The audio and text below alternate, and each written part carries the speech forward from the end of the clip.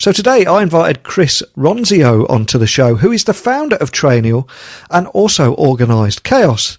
And he has enjoyed an inspirational startup story that should inspire you too.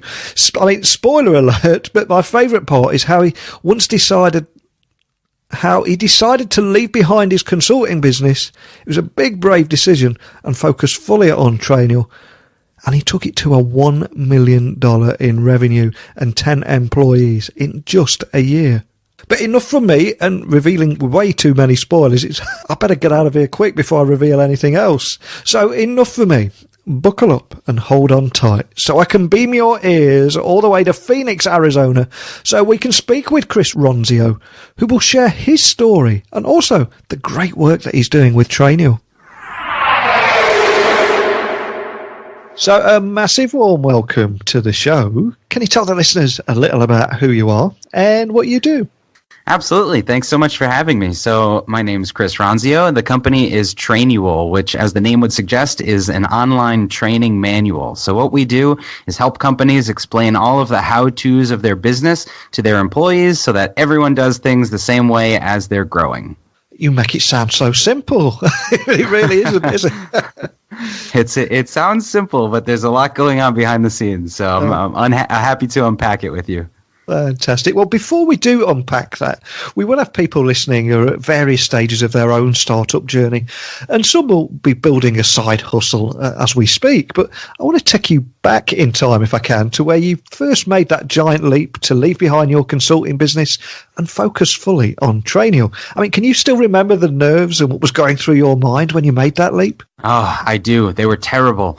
So, we were fortunate that Trainial came out of the consulting business, and we had been working hands-on with small businesses that were growing quickly and needed a place to document their processes. So we built Trainial initially for us, for the consulting firm, so that we'd have some intellectual property of our own. And as more companies began to use it and more people were referred to it, we had a market testing phase that just naturally occurred through the consulting business. So I think we were fortunate there, but I had gotten to the point where I had the confidence in the product and I knew that was really the thing that could scale. So the decision was difficult because the consulting business was, by outside standards, very successful. We had a nice little team, over $1 million in business. It had grown to, a real company, a respectable company, but I knew that what we were doing was just trading our time for our services.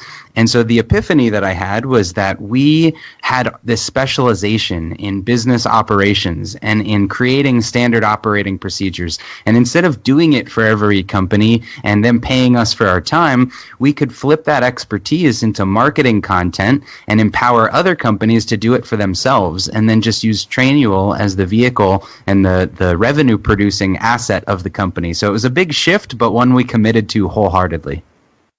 And they do say, of course, all the best things in life are on the other side of fear, which you broke through that barrier.